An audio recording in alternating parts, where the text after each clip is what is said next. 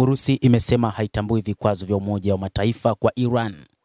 Balozi wa Urusi katika Umoja wa Mataifa Vaseline Benzia amewaambia waandishi wa habari kwamba nchi yake haitambui vikwazo vya umoja huo vilivyorejeshewa Iran.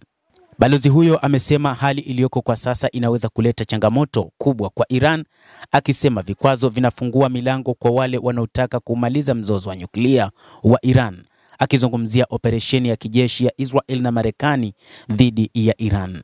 Umoja wa Mataifa ulivirejesha vikwazo vyake kwa Jamhuri ya Kiislamu ya Iran kufuatia mpango wake wa nyuklia. Mataifa matatu ya Magharibi, Ufaransa, Ujerumani na Uingereza, yanayojiita E3 ilivirejesha vikwazo hivyo zikisema Iran imekiuka makubaliano ya nyuklia ya mwaka 2015 ambako nchi hiyo ilipaswa kuachana na mpango wa nyuklia na mpango wa kutengeneza silaha za nyuklia.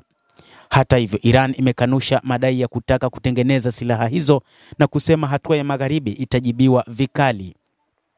Sambamba na Urusi, China pia imeeleza kwamba haipo tayari kutambua vikwazo hivyo, lakini pia ikieleza kwa uwazi kwamba ni vikwazo vya uonevu dhidi ya Iran, huku mazungumzo yakitajwa kwamba huenda yakaendelea juu ya vikwazo hivyo.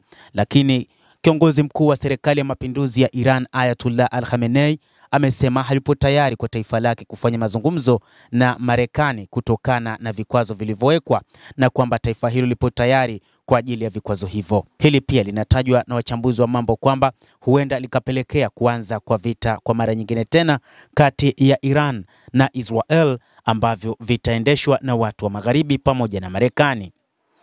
Kadhalika, Umoja wa Ulaya umethibitisha kwamba utaweka vikwazo dhidi ya Iran kufuatia mpango wake wa nyuklia, siku moja baada ya Umoja wa Mataifa kurejesha vikwazo vyake katika Jamhuri hiyo ya Kiislamu ya Iran kwa sababu sawa na hizo. Inatajwa pengine mataifa 27 ya Umoja wa Ulaya huenda yakaunga mkono baada ya Israel ikiwa itaamua kufanya mashambulizi dhidi ya Iran kutokana na mpango wa nyuklia wa Iran. Vikwazo hivyo vimerejeshwa pia na Umoja wa Ulaya na nchi wanachama 27, vinajumuisha hatua za Umoja wa Mataifa za kupiga marufuku shughuli zinazohusiana na mpango wa nyuklia na makombora ya masafa marefu. Iran pia imewekewa vikwazo vya kifedha vinavyojumuisha kuzuiliwa kwa mali za benki kuu ya Iran pamoja na marufuku ya kusafiri kwa viongozi kadhaa wa taifa hilo. Vikwazo hivyo vya Umoja wa Ulaya pia vinapiga marufuku ununuzi na usafirishaji wa mafuta ghafi, uuzaji na usambazaji dhahabu na vifaa vya meli.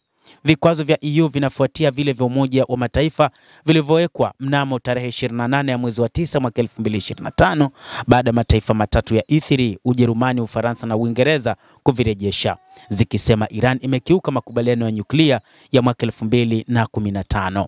Hata hivyo, Iran imevikosoa vikali vikwazo hivyo ikisema sio halali. Spika wa bunge la nchi hiyo Mohamed Bagher Ghalibaf ameonya Magharibi kwamba hatua iliyochukuliwa itapata majibu makali. Jamhuri ya Kiislamu ya Iran inachukulia urejeshwaji wa vikwazo hivi kutokuwa halali. Tunatangaza kuwa nchi yoyote itakayochukua hatua dhidi ya Iran ikizingatia vikwazo hivi haramu itapokea majibu makali kutoka kwetu, na nchi tatu za Magharibi zilizochukua hatua hii nazo pia zitashuhudia majibu yetu.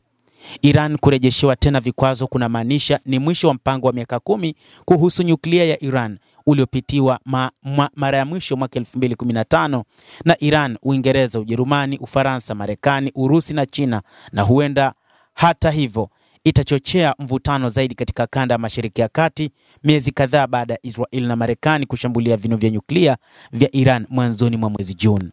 Mtazamaji, endelea kutufuatilia, lakini ni kusihitu usisahau kulike, usisahau kucomment, kadhalika na kusubscribe channel yetu hii ili upate habari hizi kwa mapana kupitia hapa The World News.